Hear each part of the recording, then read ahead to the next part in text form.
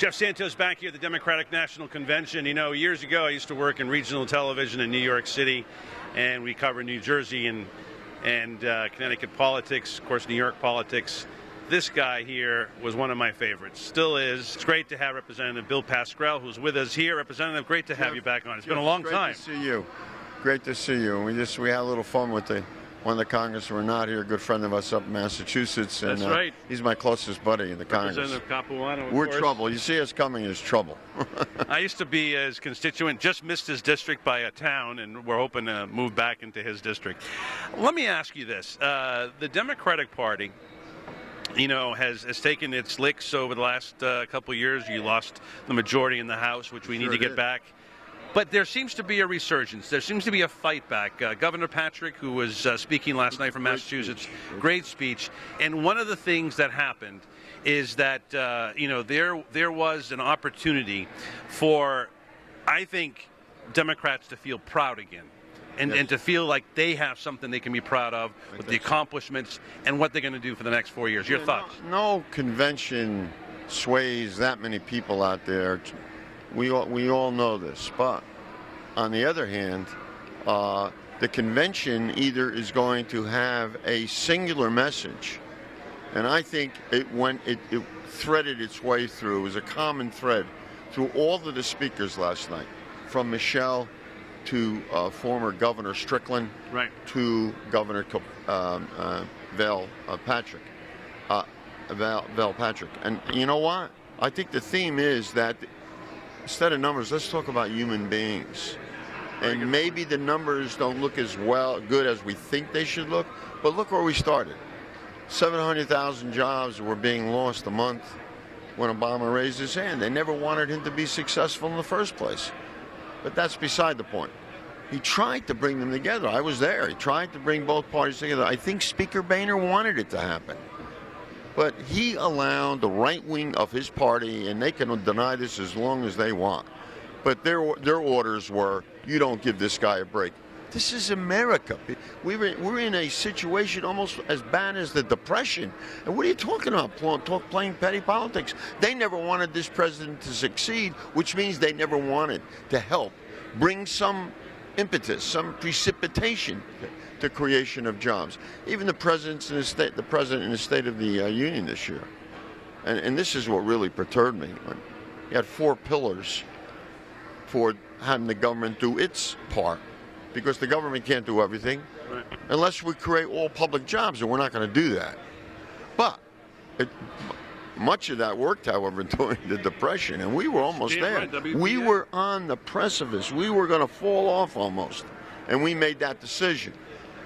And before the election even occurred, both Obama and Senator McCain agreed that they would support Senator McCain. Senator Obama said that they would agree to the attempt to make the banks more whole. It was a bipartisan decision. We haven't had any bipartisan decisions since this president was elected. The Ledbetter thing, they made a big joke out of. Right. We passed it anyway, because we still had the majority in both. You saw what they did with health care, demonized the president, demonized the concept, called it socialism, called it everything under the book. I'm not called a socialist anymore, by the way, which is an indication that these guys went off the deep end just to belittle the president of the United States. They call him a communist, they call him Hitler too. Well, how about when we were in the State of the Union, when one of the guys in 2010, Wilson, oh yeah, Joe Wilson, yelled out, "You're a liar! Right. You lied." Well, who the hell is Joe Wilson? Exactly. I mean, come on, Joe. I mean, you're human like the rest of us. We didn't know that you came down from above and said that you were making judgment on the President of the United States. How un-American can that be? How stupid? How uncharacteristic? And not one of them had the guts to admonish them. Exactly. Well, this is the problem. And as we talk with Bill Pascrell here, the great congressman from the great state of New Jersey, I just have to think about what could have been. You know, The Republicans stopped the idea of once again a second jobs bill that could have brought us down from 8.2 to 7.2. The transportation bill. The transportation bill, a bipartisan. It's always bipartisan. It's always going to be 3 to 5 years. It gives some stability. We know we got a lot of work to do, and our roads, our bridges are falling down. We need another bridge to fall down with people driving across them. So we've delayed these things. So instead of a 5-year or 3-year, we've got maybe a 1 or 2 year bill, and we've beveled it and edged it. Puts people to work besides getting the work done. This is not superfluous. This is work that is essential to the economy. That's how I look at it. I look at it as an investment, like we would talk about investing in education. High-speed rail, something that we're very focused on, work very closely with Michael Dukakis, Mike Capuano, and others. You know, this is always a bipartisan thing, you know, and at the Northeast Corridor, this is the best opportunity we have, the fastest train yet. Go to Paris to Bordeaux, 3.5 hours. We're way behind. 6.5 to go to Washington and to. We're behind many of the Asian countries. Yeah. Let me look at it this way. When we look at high-speed rail, right, you have a situation between Paris and Bordeaux. It's 3.5 hours. Same distance, D.C. to Boston, 6.5 hours. I'm one of these train lovers that actually takes it. My father worked for the railroad for 47 years, and he told me, first of all, he would not allow me in any way to think about working for the railroad.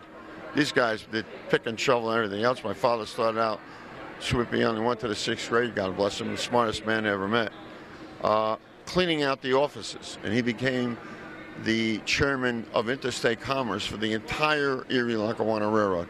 This is a great country still. Yeah. And giving people the opportunity. But we did things because we understood how important railroads were. And now we're dying for mass transportation, and these bozos want to cut their budget. Exactly. 1/3 of the mass transit budget in New Jersey comes from the federal government. If they play games with that, we'll shut down. So put more cars into Manhattan. Let it sink into the Hudson River.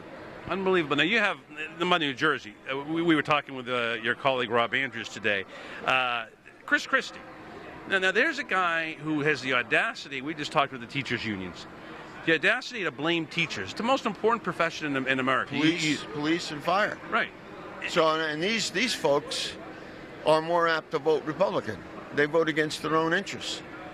I'm telling you now, as chairman, co-chairman of public safety committees in the Congress, and I'm very close to the police and the firefighters. What they've attempted to do is balance the budget on the back of the public workers. Exactly. And they ought to go to hell for it. I mean, seriously, because they have jeopardized the safety of many a city in this country and many a small town in this country. People have had to lay off cops. My city alone laid off 125 police officers. Now, you tell me how that benefits the growth of America. They wanted to cripple this country. They wanted to cripple it, and they wanted to cripple the president. So someone would say, can't we just get along? Well, you got to do something to get along. You can't just wish it. You got to do it. And they were given their orders, and I must say they're a very disciplined group. Since Tom DeLay was there, very disciplined. We are not going to do these things to help the president. So even if you like this, you're voting no. They have better discipline than we have as Democrats. I go back to 2009. There was an opportunity, and we actually talked to a lot of people, including Congressman Capuano, about this, and they all said that the House bill, $1 trillion in public investment, and investment in the roads, investment in everything, would have been able to reduce the unemployment back then substantially. Oh, yeah. But the Senate Democrats wanted to be nice, the president wanted to be nice, and they reached out their hand, and Olympia Snowe and our inspector at the time and Susan Collins decided, okay, we'll do it, but you have to give us tax cuts. We could have put more money into it. They held this up when they were going to shut the government. They said, "Oh, we won't shut the government down, but here's what we got to do. You got to agree to X amount of dollars, X amount of programs being cut." And then we got backed into accepting this sequester possibility in January, where it's going to be 2% across the board. Which would mean a devastation on Medicaid, devastation on most of the programs that help those people who are poor in this country. And we're talking about working poor as well. That's right.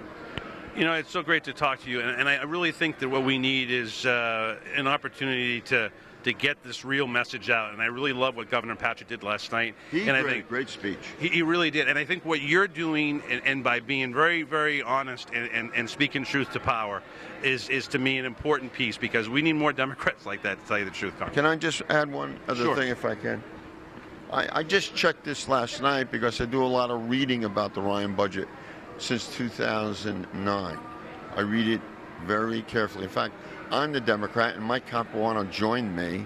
We wanted to bring the Ryan budget up on the floor because we were still the majority at that time in the House. Let's put it on the floor, see if they're going to vote for these cuts to the poor. Well, right now, 2/3 of the proposed cuts in the Ryan plan, and therefore the Romney plan, and therefore the Republican plan, come from low-income programs like Medicaid, the Pell Grants, food stamps, even low-income housing.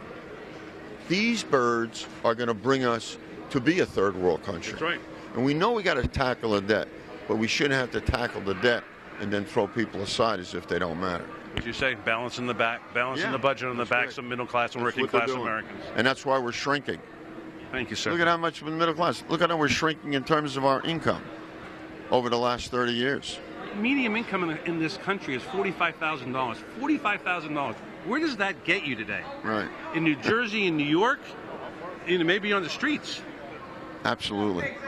The numbers don't lie. The threshold for the middle class changes. Things improve. Things don't improve. We want this president to succeed because we want America to succeed. So regardless of whether Democrat, here's the difference. Do we have time? Go ahead. I made the dumbest vote I ever made in the Congress of the United States in October of 2002. Now, the president was only president for a little over a year. The vote came before us as to whether we were going to support President Bush, who said, I want this option to go to war in Iraq. I didn't make up my mind until the very last day. And I said, this president is new. The information may be wacky. I never knew there were lies. And he accepted it from people like Dick Cheney, who never was brought to task, never was brought to his responsibility, never was given an opportunity to defend himself because he didn't want that opportunity. So what happens? We go to war. The president made that decision. I was there just a little bit before we went to war. I was in Kuwait, looking over the border into Iraq. Our troops are ready. They asked me, when are we going? When they were ready to go. And what happened? That was a disaster. And I said to my constituents about 8-10 months later, I made a mistake. I want to apologize. I got the biggest vote I ever got at that particular time. And I say, let's tell the truth. Let's put it all out there. And we all make mistakes. And the Republicans have made a mistake. And we've made mistakes. The Democratic Party's made mistakes too. We've gone along on some of these crazy bank situations. Forget about Glass-Steagall. We've made mistakes long before that. And if we work together, we can solve some of the problems. No question in my mind. Congressman, it's great to have you on. Thank you so very much. Good to see you. Good to see you. Pleasure. It's been a pleasure. Bill Pascrell right here on the Jeff Santos Show on the RevolutionRadioNetwork.com.